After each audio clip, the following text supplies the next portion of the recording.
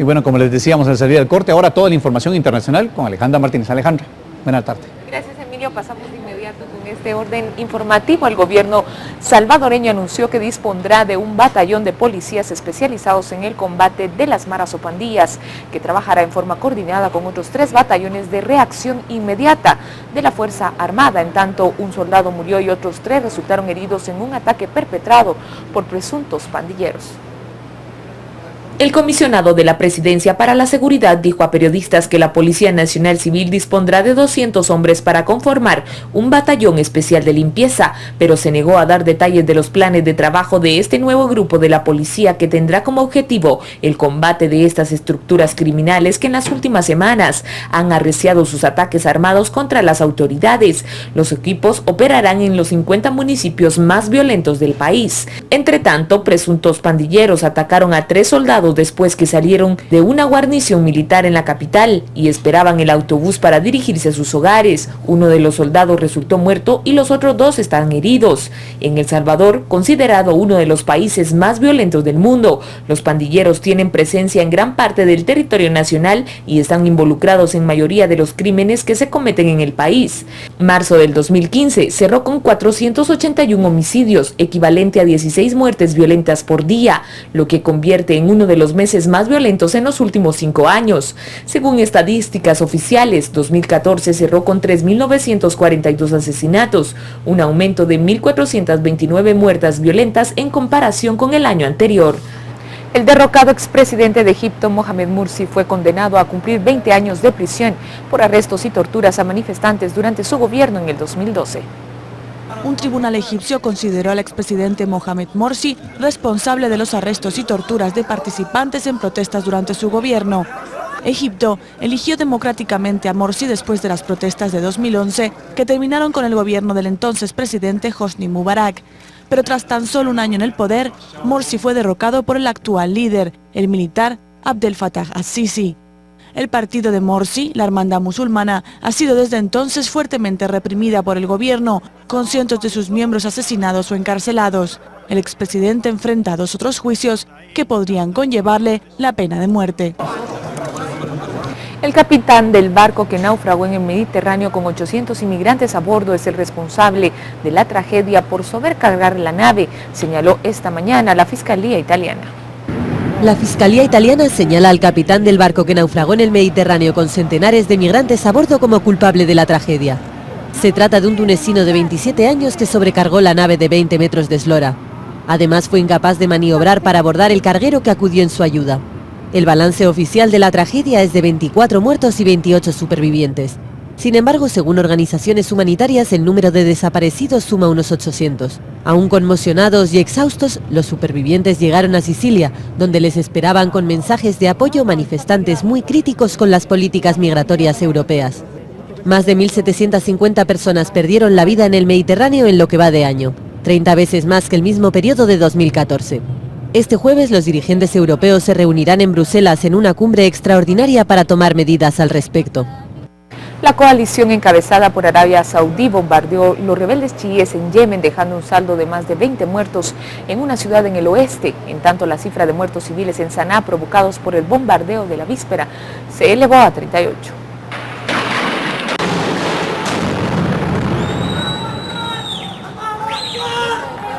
La campaña de Arabia Saudí y sus aliados del Golfo Pérsico, respaldada por Estados Unidos, busca aplastar a los rebeldes hutíes que han tomado Saná y parte del norte de Yemen y están embarcadas en una ofensiva para ampliar su territorio en el resto del país.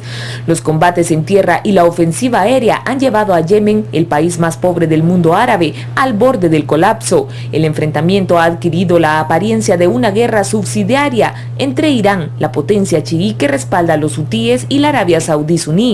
Los ataques a una concentración de hutíes en la ciudad occidental mataron a 20 combatientes. Los rebeldes se aprestaban a dirigirse a Adén para sumarse a las fuerzas contrarias al presidente Abed Rabu Mansur, quien huyó a Arabia Saudí de ese puerto sureño el mes pasado. El ministro del Interior, en poder de los rebeldes, dijo que los bombardeos del lunes mataron a 84 personas en todo el país. No se pudo confirmar las cifras en forma independiente. Todas las fuentes hablaron bajo la condición de anonimato por no estar autorizadas a dar declaraciones. Un exguardia de Auschwitz en Alemania testificó en un juicio que carga con una parte de la responsabilidad moral por las atrocidades registradas en el campo. Dijo que depende de los jueces decidir si merece ser condenado como cómplice de asesinato. Supervivientes del Holocausto nazi llegaban al tribunal que inició este martes el juicio contra el exoficial de las SS, Oskar Gröning. Se le juzga por 300.000 cargos de complicidad en asesinato en los casos de judíos húngaros que fueron deportados y que fueron enviados a la cámara de gas. Enfrenta hasta 15 años de cárcel. La fiscalía dice que Gröning trabajó de contable, contabilizando el dinero arrebatado a los detenidos asesinados. También cuidaba de los bienes robados a los deportados cuando llegaban a la estación de tren en el campo de exterminio, ubicado en la Polonia ocupada. Gröning pidió perdón durante el juicio y admitió que sabía que los judíos y otros prisioneros eran enviados a la cámara de gas. Más de 1 millón de personas, en su mayoría judíos europeos, murieron entre 1940 y 1945 en el campo de Auschwitz-Birkenau, antes de que fuera liberado por las fuerzas soviéticas.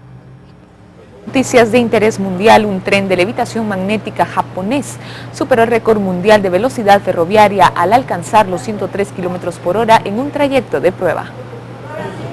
Nunca antes un tren en el mundo había hecho lo que este prototipo japonés. Según la compañía Central Japan Railways, este tren de levitación magnética alcanzó los 603 kilómetros por hora. La cifra equivale a unos 10 kilómetros por minuto y 170 metros por segundo. El objetivo de la prueba era comprobar la estabilidad de este medio de transporte. Japón construye en estos momentos una nueva línea de tren magnético que está previsto entre en funcionamiento en 2027, uniendo la ciudad de Tokio y la de Nagoya en el centro del país. Una vez en marcha, circulará unos 500 kilómetros por hora para cubrir una distancia de casi 300 kilómetros en tan solo 40 minutos. El gobierno de la India cantó victoria sobre la lepra en el 2005, pero la enfermedad ha resurgido en varios lugares del país, con más de 100.000 leprosos viviendo en pequeñas localidades. Una simple tarea delata una vieja enfermedad. Este hombre se curó de la lepra hace décadas. Sin embargo, sigue viviendo en esta colonia en el corazón de Nueva Delhi con su familia y decenas de leprosos, todos rehuidos por la sociedad. La gente abraza a los pacientes que sufren tuberculosis, que se propaga a través de la tos. La gente no duda en relacionarse con pacientes con SIDA. Pero gente como nosotros, los curados de lepra, somos discriminados porque nuestra deformidad es visible. Las autoridades indias cantaron victoria sobre la lepra en el año 2005, pero en el país siguen existiendo 1000 colonias como esta.